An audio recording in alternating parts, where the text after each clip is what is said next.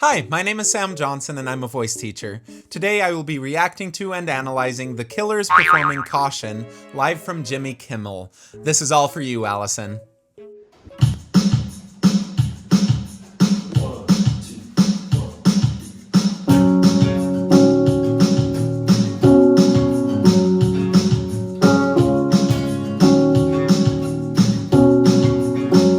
I love Brandon's hair. Like, he is aging well. Oh my gosh. And I saw them perform maybe 5 years ago, and it was for the first time that I'd ever seen them, and they were one of my favorite bands in junior high. I think that Hot Fuss is still one of my favorite pop rock albums ever. I love that record so much. But they've got so much energy performing live. Like, they're really good musicians, and they had a really solid set. Let me introduce you to the featherweight queen. She got Hollywood eyes, but you can't shoot what she's seen. He's got a relaxed jaw, but he doesn't have a ton of space between his teeth. He's not, let me introduce you, let me introduce you. And at this area, because he's a higher voiced person, he doesn't need to have a ton of space there. But it's getting up into that area that, like, if you give too much pressure and you don't open up that vowel very much, you'll start building tension. So you just got to watch out in that, like, pre-passaggio area. Mama was a dancer, and that's all that she knew. Cause when you live in the desert, it's what pretty girls do. I'm throwing caution. What's it gonna be? So on that one, when he goes to the A flat, he opens his mouth quite a bit more, but it also sounded like fairly even pressure from the note lower. And as we go higher, like, the pressure needs to increase a little bit, and especially because just the way that melody was written, he needed to get louder. It's just like the climax of the bit, and it's a fairly common thing that as you go toward higher notes, it's going to be a little bit louder just because it's easier to sing. And so good songwriters recognize that and they'll write it into their melodies. But then when he goes to that line right after he opened it, he kept it a little bit more closed, even though he's got kind of some rounding in his lips. It wasn't nearly as open as that part before. And I think that made it easier for him to go into that flippier bit that he did just a second ago.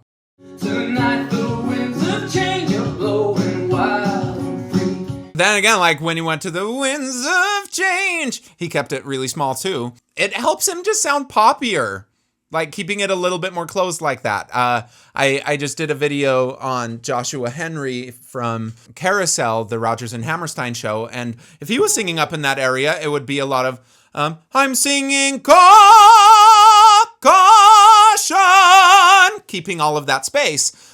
That makes it sound so classical, right? Which is so appropriate for Rodgers and Hammerstein. But if we're singing The Killers, we don't really want to sound like that all the time. So modifying that vowel so that you don't have as much space just makes it more stylistically appropriate.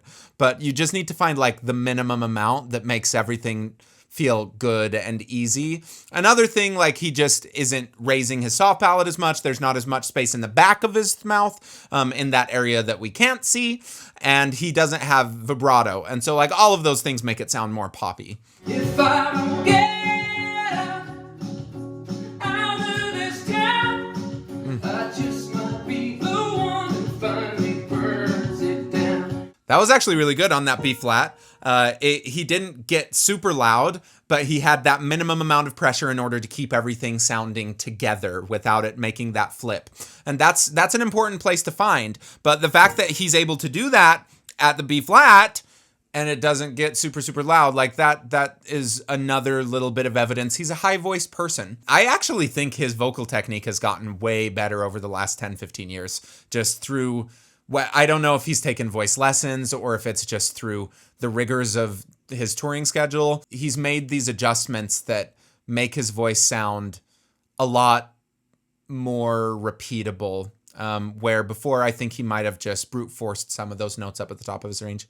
I'm throwing caution. I'm throwing caution.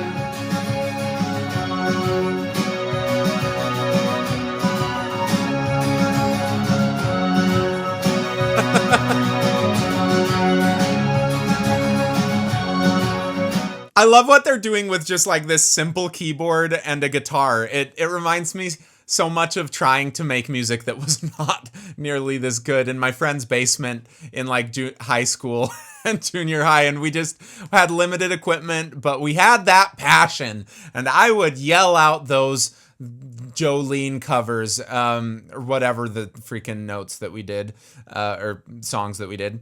But you can do so much with limited equipment as long as you put in the time to make it work for you and learn that equipment. Like he knew exactly where he needed to go with this. They're professional musicians. I'm not saying that like everyone can do exactly what they're doing, but I am saying that you shouldn't let what equipment you have limit you in terms of what ideas you have. And the more creative that you can get with your equipment that you have, or that you might be able to afford, or that you might just be able to make sounds on a table or whatever you're doing. Like, I think that through limitations, we can find really interesting ways of expressing ourselves.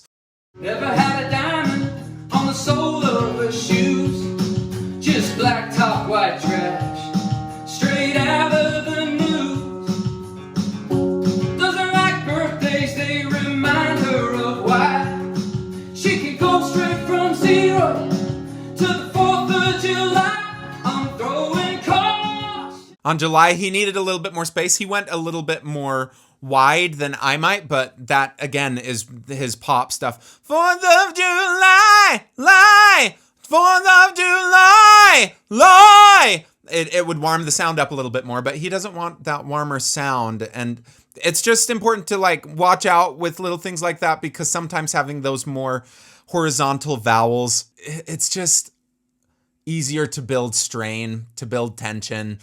You need some space, 100%, but like I would still, if I was his voice teacher, I would try to like find that more vertical place, just because in my experience, almost everyone says it's easier after they find that place a little bit more and they like the sound, and you're not going to be limited because you're still just like going to go out and express yourself. And I don't think that in the moment he's thinking about all of these things, all of these vowel shapes. He just has done them enough that his body knows that they'll work. And so when he's expressing himself, he hears the sound that he wants, and then the body just naturally puts itself in order to create that sound. And I think that's what you've got to do to be a high level singer. You can't be micromanaging all of the different parts of your body. You can't be thinking, wow, did my diaphragm drop enough on that? Or was my airflow good? Or any of that. Because every time that you start getting distracted by that, you're getting out of the moment. You're judging yourself. You just got to think like, what's the sound that I want? And what am I feeling? What am I trying to express? And let those things guide how your body works. In performance, at least. Tonight the winds of change are coming over me. If I don't get out. See, now you can hear, just as he's getting a little bit louder, it does sound like there's a little bit more pressure that I don't think he would run into if he was using that more vertical vowel shape. It still sounds good, it just sounds tougher.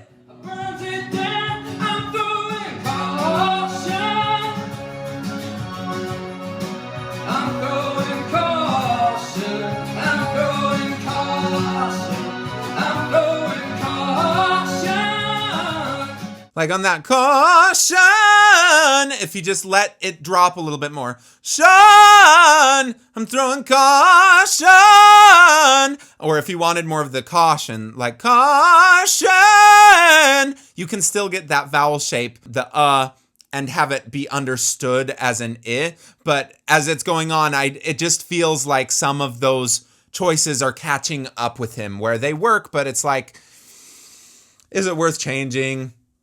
Probably. I'm throwing caution,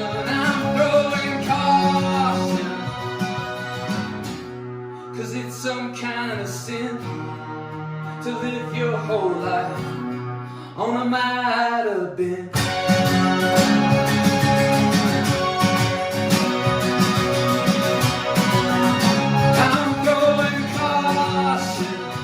They're having so much fun. Like, you can just see how much fun they're having, and I think that it comes out in the sound. It's just a fun sound.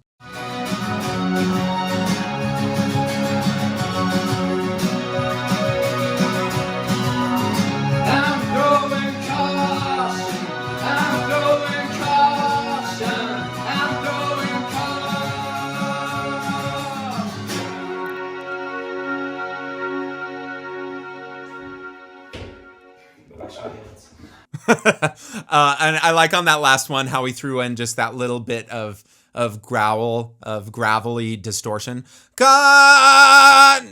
He didn't do it as rattly as that, but you can hear a little bit of that come in. And it's, I think, easier to get that sometimes with the more closed down vowel, because sometimes that stuff happens from just a constriction in the vocal tract, and that is a constriction, like having it be a little bit more closed down. So there's a reason for all of those things. I just do feel like some of the choices that he was making lend themselves better to the lower volume that he was using earlier in the song. And as his intensity builded,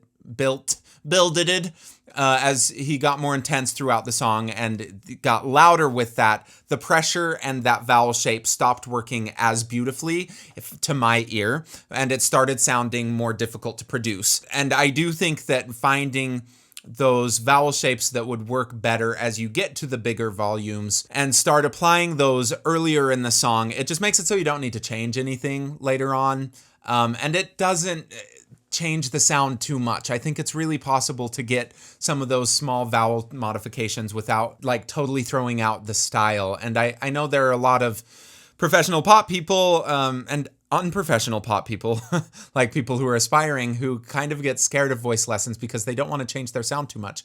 But like, that's not the point of it. The point is to make the sounds that work well for the style that you're doing, that work well for whatever music you're singing in the most efficient way possible. And sometimes that's just a teeny little vowel adjustment early in a song that suddenly you don't feel like you're fighting through this stressful feeling, this tightness, this need to swallow as you get on later in the song. And so is he capable of making these awesome sounds? Obviously. And I think that it's also important to qualify these little things that I'm talking about. It doesn't take away at all from how fun this is and from how good that it sounded. But it does, like what I heard through all of that was that would be hard to do 10 times in a row. And if we made just a little bit of a modification in a few places, it would be slightly easier to do it 10 times in a row. And these guys who tour, when we're able to tour and do hundreds of shows a year, like you have all of those little things add up and help prevent injury in the long run. So I just really think it's important to qualify that, because I know that I can come off as needlessly picky sometimes, but it's for a reason. And that's why I make money doing this, is because when people come and they're like, hey, this feels harder, most of the time we can start getting it into a place that it feels a little bit easier. And then they're able to practice more, and people get better when they're able to practice more without losing their voice. So that's my spiel on the value of vocal technique, while still recognizing that singing in a less efficient way than what I might recommend can still be a viable, beautiful sound. Thank you for watching. Please like, subscribe, comment below. This video was chosen because of comments below, because of one very, very consistent commenter. And so we do see these comments. Sometimes it takes a while to get to all of them, but we do see it, and it does influence our decisions. If you want us to see them even quicker, I might recommend going and checking out my Discord and becoming a Patreon. On the Discord, you can post requests and just talk, and it's also just a really lovely, vibrant community where people sing for each other all the time and grow with each other and give good comments if they're asked for. And if you just want to sing without it to kind of get over that hurdle of singing in front of people, I think it's a really awesome place to do that. So go check that out. There are links in my description. Thank you.